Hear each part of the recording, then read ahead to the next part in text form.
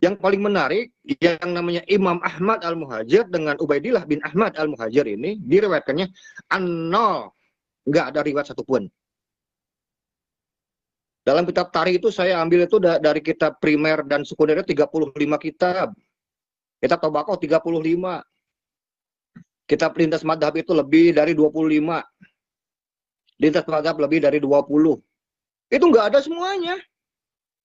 Makanya luar biasa buat para kiai, para ajengan, para gus yang masih mengimani sosok Imam Ahmad Al-Muhajir dan putranya Ubaidillah bin Ahmad Al-Muhajir sebagai seorang mujtahid fiktif, sebagai seorang ahli hadis yang tidak punya riwayat, dan sebagai seorang ahli fikih yang tidak punya produk fatwa dan masih beriman. Luar biasa ini. Jadi lumayan cukup lama termenung. Kok ini kok orang-orang yang katanya tukang baca kitab, yang haus ilmu pengetahuan, setelah kita sajikan dengan data yang begitu banyak, tetap tidak beriman. Dan saya yakin ini masalah fanatisme buta ini. Andaikan ada malaikat hari ini, saya akan kasihkan. Nih, Pak Malaikat, saya bilang, nih, karya tulis saya. Silakan cek mana yang salah. Saya berani ngomong kayak begitu. Karena dengan karya tulis ini, kita betul-betul ini kerja keras, kerja cerdas. Ini sangat ilmiah. By data semuanya. Ayo.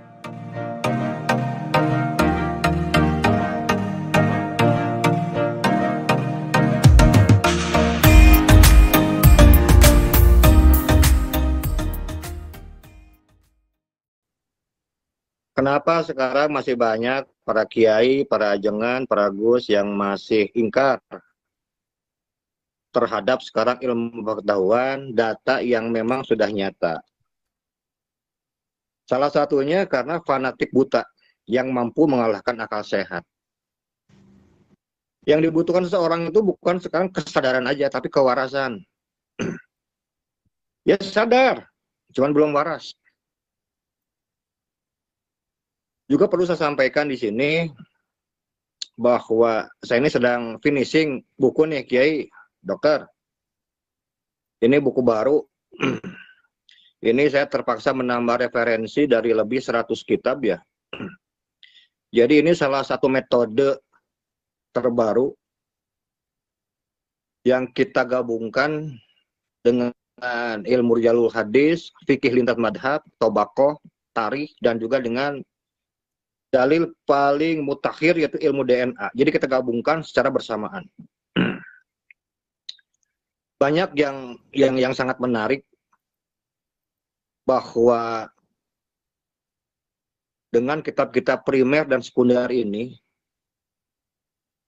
betapa banyak para mustahid, para ahli fikih, fuqaha, seperti sekarang dari mulai kita ambil contoh aja dari Imam Al-Auzai, Imam Sufyan Al-Thawri, Imam Abu Hanifah, Imam Malik bin Anas, Imam Asy-Syafi'i, Imam Ahmad bin Hanbal, Imam Ishaq bin Rahawayh. Itu semuanya terkonfirmasi. Bukan dalam jalur sahih, dalam kitab-kitab tarikh, dalam kitab Tobaqoh, tapi terkonfirmasi dalam jalur mutawatir. Dan yang menarik, dengan sekian banyak, mereka disebutkan ada yang sampai 6.000, 4.000, 1.200, 2.000, wah Masya Allah. Yang paling menarik, yang namanya Imam Ahmad Al-Muhajir dengan Ubaidillah bin Ahmad Al-Muhajir ini, diriwayatkannya an-nol, nggak ada riwayat satupun. Dalam kitab tarikh itu saya ambil itu dari kitab primer dan sekunder 35 kitab. Kitab Tobaqoh 35. Kitab lintas madhab itu lebih dari 25. Lintas madhab lebih dari 20. Itu nggak ada semuanya. Makanya luar biasa buat para kiai, para ajengan, para gus yang masih mengimani sosok Imam Ahmad Al-Muhajir dan putranya Ubaidillah bin Ahmad Al-Muhajir sebagai seorang mujtahid fiktif, sebagai seorang ahli hadis yang tidak punya riwayat, dan sebagai seorang ahli fikih yang tidak punya produk fatwa dan masih beriman. Luar biasa ini. Bahkan tadi sore itu saudara kita Kiai Haji Ahmad Benda Kerep itu nelpon. Dia mendengarkan penjelasan saya sedikit tentang metodologi yang saya gabungkan ini. Karena ini seminggu ini kan kita juga banyak diskusi ya dengan beberapa rekan-rekan, dengan para ilmuwan, dengan para kiai, dan mereka bilang bahwa metode yang saya gunakan ini selain bernas juga ini garang ini. Ini revolusioner, ini sebuah istihad kontemporer yang belum pernah dipakai dari abad 3 Hijriah sampai sekarang. Dan ini semuanya ilmu para alim ulama kita. Ilmunya para imam madhab, ahli hadis, ahli fikih, termasuk ahli DNA, kita gabungkan. Bahkan beberapa hari ini saya cukup serius mempelajari tentang teori-teori ilmu DNA, mumpung ada ahlinya, saudara kita, Dr. Sugeng. Dalam satu keterangan itu kan bahwa saya tanya bahwa berapa lama, berapa kuat sekarang DNA itu mampu bertahan. Ada dua sumber yang saya dapatkan, yang satu 20.000, yang satu 35.000 untuk DNA-nya. Andai kan Kanjeng Nabi Muhammad SAW yang sekarang wafat tahun 632, sekarang Masehi, itu pasti akan tetap bertahan minimal sampai tahun 20.632. Akan bertahan tuh, yang namanya J1. Sekarang tiba-tiba baru 1.500 tahun, sudah berganti dari J1 jadi G. Ya, ini saya juga, jadi lumayan cukup lama termenung. Kok ini kok orang-orang yang katanya tukang baca kitab, yang haus ilmu pengetahuan, setelah kita sajikan dengan data yang begitu banyak, tetap tidak beriman. Dan saya yakin ini masalah fanatisme buta ini.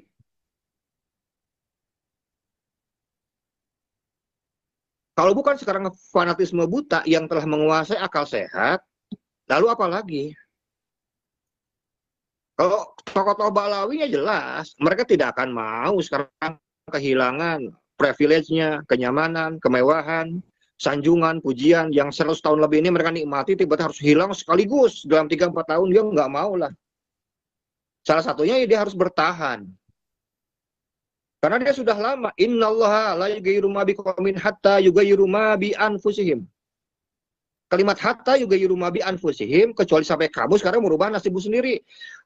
Mereka ini sudah lama ini merubah nasib bangsa Indonesia, merubah sejarah bangsa Indonesia dengan kompak.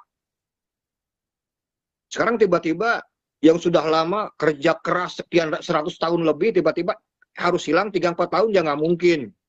Kang Fatul, tidak mungkin mereka akan rela meninggalkan itu semua.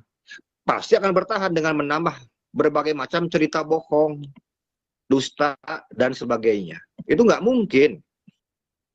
Kita pun sama-sama menggunakan ayat itu.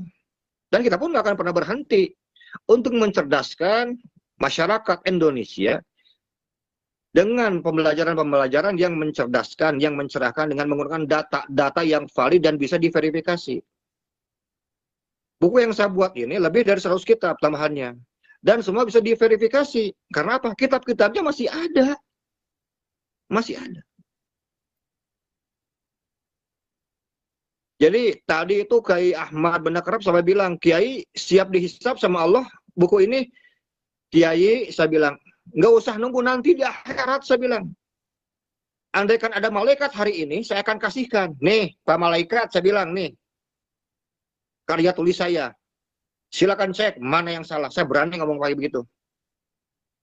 Karena dengan karya tulis ini, kita betul-betul ini kerja keras, kerja cerdas. Ini sangat ilmiah. By data semuanya. Ayo kita satu-satu kita bahas. Dalam ilmu rijalul hadis. Apakah ada satu saja riwayat yang disampaikan oleh Ahmad Al-Muhajir dan putranya? Tidak ada. Dalam kitab sekarang Tobakoh, tingkatan para ulama. Abad 3, 4, 5. Minimal kita ambil 2 tahun setelah kelahiran mereka. Tidak ada juga. Kita tarik sejarah. Tidak ada catatan. Namanya nggak ada, dilahirkan nggak ada. Kalau iya, sekarang pernah nyantrinya di mana? Gurunya siapa? Guru Qur'annya siapa? Guru hadisnya siapa? Guru sekarang balagonya siapa? Guru nasorobnya siapa? Harus ada. Kalau memang pernah ada riwayat.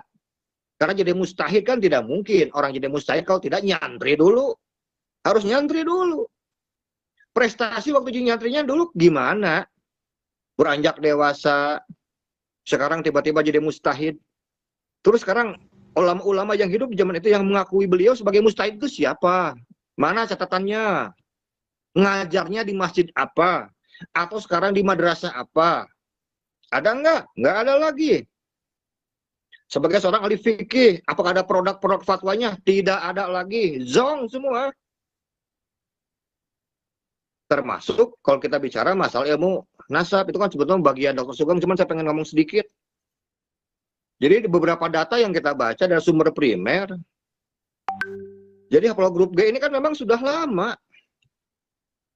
Bahkan saya tanya, apabila sekarang ada seorang ayah menikahi 4 orang istri, dari beda suku, beda bangsa, orang Jepang, orang Afrika, orang Jawa, orang Cina, dan 4 istri tersebut sekarang punya anak laki-laki. Apakah YDNA-nya turun ke anak laki-lakinya dengan beda istri? Jawabannya tetap turun YDNA laki-laki mah. Jadi luar biasa sebetulnya Allah memberikan sekarang DNA itu bukan hanya sekadar bayinah syariah, tapi bayinah mutlakiyah. Alat bukti yang otentik, yang sangat absolut ini dalam pandangan saya loh Pak Dr. Sugeng ini. Jadi bukan bayinah syariah, bayinah mutlakiyah. Ilmu DNA memang tidak bisa membatalkan nasab. Memangnya siapa yang mau membatalkan nasab? Ilmu DNA ini supaya tahu kita ini kakeknya siapa dulunya, kan gitu. Dari bangsa mana? Makanya aneh. Kok bisa sekarang J1 tiba-tiba nyebrang jadi G. Yang kalau grupnya G tiba-tiba ngaku-ngaku jadi J1. Ini kan kalau kita bicara peradaban manusia, inilah salah satu kelompok yang sampai saat ini telah menggunakan kebohongan tersebut untuk menipu rakyat Indonesia. Telah memanipulasi dan telah manipulasi sekarang ilmu pengetahuan. Mereka telah mengangkangi kebenaran yang sebetulnya. Dan ini tidak boleh dibiarkan.